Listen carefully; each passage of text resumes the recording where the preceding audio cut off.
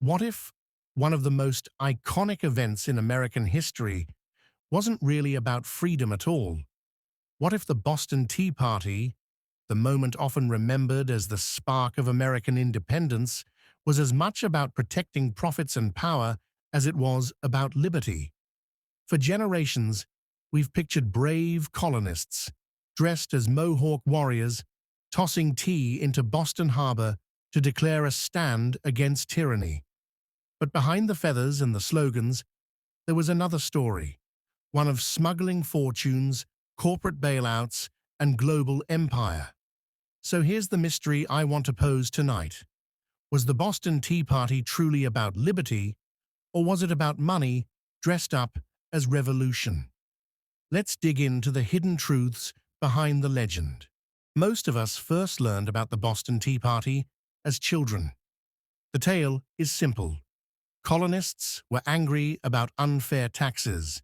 They disguised themselves as Native Americans, and they threw British tea into the harbor in a bold act of defiance. That story is repeated so often, it feels almost sacred. But like many origin myths, it's been polished over time, smoothed into a patriotic fable. In reality, the Tea Party wasn't universally celebrated. Many colonists thought it was reckless and even criminal. Some worried it would provoke harsh British retaliation. Others were simply indifferent, carrying on with their daily lives as the drama unfolded in Boston. And let's not forget, the protesters dressed as Mohawks, not because they cared about native identity, but because they wanted to hide their own. That act of disguise symbolized becoming American, in contrast to being British. Yet it also used native culture as a mask, while excluding native people from the freedoms being claimed. Even the choice of the Mohawk disguise had meaning. The Mohawk were feared and respected as fierce warriors, so invoking their image gave the protest an aura of defiance and danger. But no native voices were consulted or included.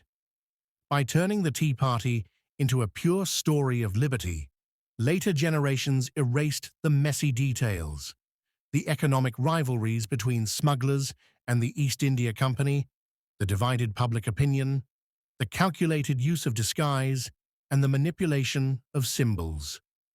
To really understand the Tea Party, we have to strip away the patriotic polish and see it as a complicated human event, shaped by clashing interests, conflicting values, and global forces much bigger than Boston alone. Tea wasn't just a colonial beverage, it was the lifeblood of an empire. By the 1770s, tea drinking was a daily ritual in Britain.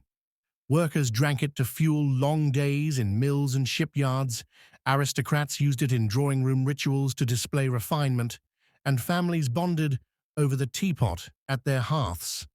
Colonists embraced it just as passionately. By some estimates, Americans were drinking over 1 million pounds of tea a year.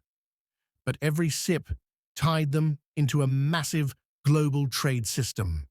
Tea came from China, carried on East India Company ships, funded by profits from India, and paid for with silver and sometimes opium. This trade was not just commerce, it was the backbone of the British imperial economy.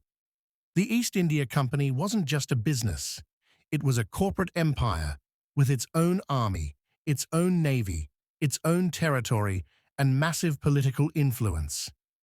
At one point, it collected taxes from more people than lived in all of Britain. By the early 1770s, however, the company was drowning in debt after costly wars in India, famines caused by its policies, and corruption among its officials. Parliament came to its rescue with the Tea Act of 1773, which allowed the company to ship tea directly to America instead of through London middlemen. This slashed costs, undercut smugglers, and gave the company a monopoly.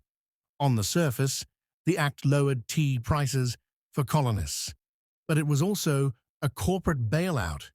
designed to save a politically powerful company at the expense of colonial merchants who had been profiting from selling both legal and smuggled tea. And that, more than anything, is what inflamed Boston's merchant elite. To them, the Tea Act was not just about tea.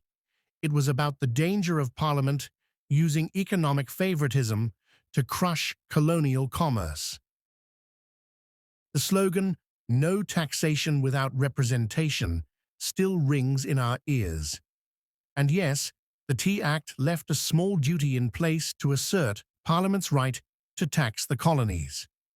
For ordinary colonists, that principle mattered deeply.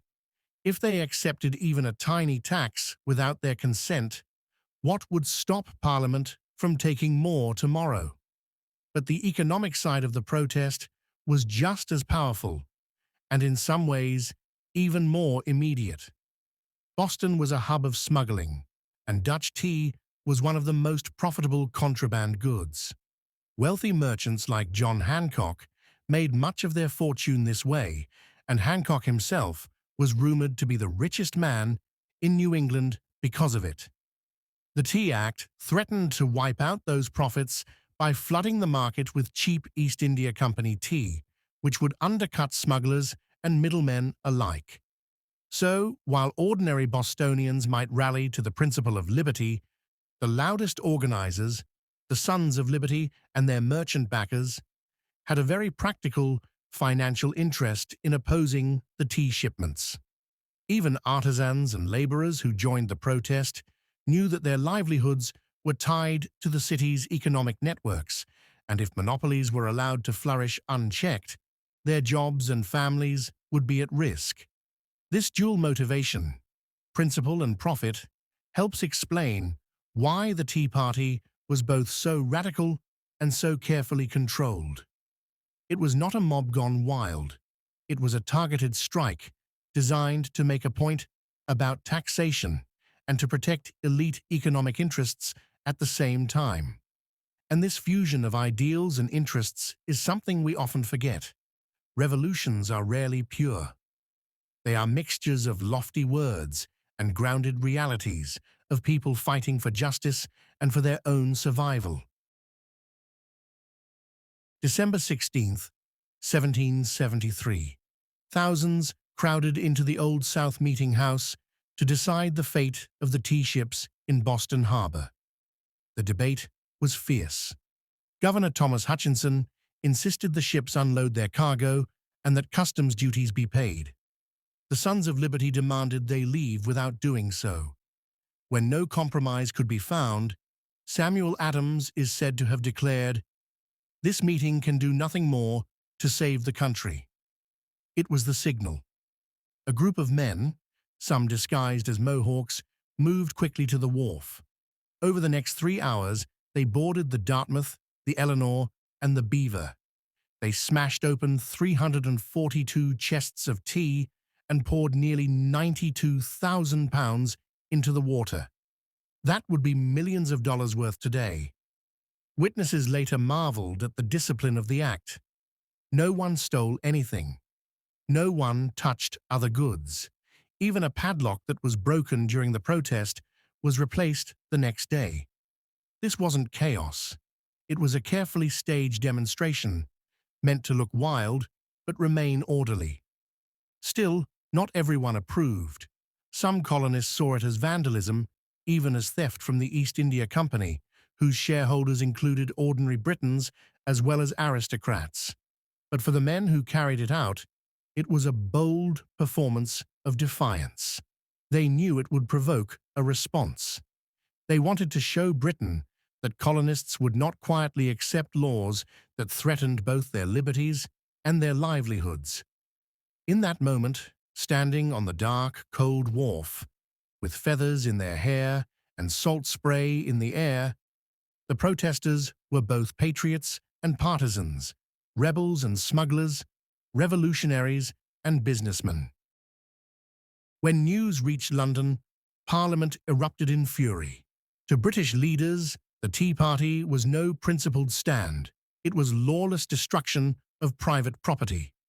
The East India Company demanded repayment, and Parliament responded with the coercive acts, known in America as the Intolerable Acts.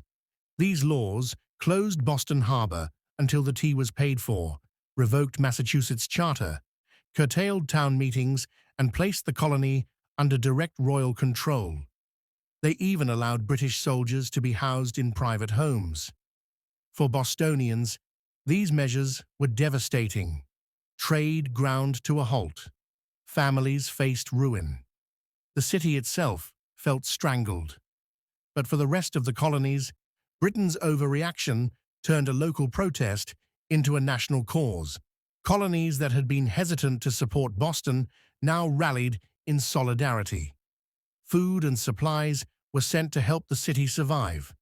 Merchants in Philadelphia, New York, and Charleston, who might have quietly accepted the Tea Act, now saw the danger of letting Britain dictate trade and governance. The First Continental Congress was convened in 1774 to coordinate resistance, and for the first time, colonies that often saw themselves as rivals began to imagine themselves as one. Britain had hoped to isolate and punish Massachusetts. Instead, it had united the colonies against imperial control. The irony is striking. Without the harsh punishment, the Tea Party might have remained a controversial local event. With it, the Tea Party became a rallying cry for independence. The transformation of the Tea Party into myth began almost immediately. Patriot writers recast it as a pure and noble defense of liberty, glossing over the economic motives and internal divisions. Paintings depicted orderly patriots in dramatic costumes, often omitting the native disguises altogether. Later generations of schoolbooks taught it as the heroic moment when Americans stood together against tyranny, with no mention of smugglers, divided colonists, or the calculated destruction of corporate property. By the 19th century, the Tea Party was celebrated with parades, reenactments, and speeches. It became less a memory of what actually happened and more a symbol of what Americans wanted to believe about themselves. A people united, fearless, and principled. Politicians invoked it to stir patriotism. Activists used it to frame their own struggles, from temperance reformers to women's suffragists, each claiming the Tea Party's legacy. Even in modern times, movements from across the political spectrum have borrowed the name Tea Party to claim a direct link to revolutionary courage. But this myth-making comes at a cost. When we sanitize history, we risk turning it into propaganda, losing sight of the human complexity and contradictions that made it real in the first place. We lose sight of the fact that revolutions are messy, and that those who lived through them often disagreed fiercely about what they were doing. So why dig into the messy, complicated truth of the Boston Tea Party? Because it shows us how revolutions are born, not out of pure ideals, but out of the tangled mix of principle, profit, and protest. The Tea Party reminds us that freedom has always been contested, that economic interests often hide behind political slogans, and that myths are crafted as much to inspire as to obscure. Think about the parallels today. How often do we see powerful interests wrapping themselves in the language of liberty to protect profits? How often do we see symbolic acts, whether protests, boycotts, or viral campaigns, used to rally people behind causes that are more complicated than they appear? By remembering the Tea Party in its full complexity, we gain a deeper understanding of both the past and the present. Freedom was never simple.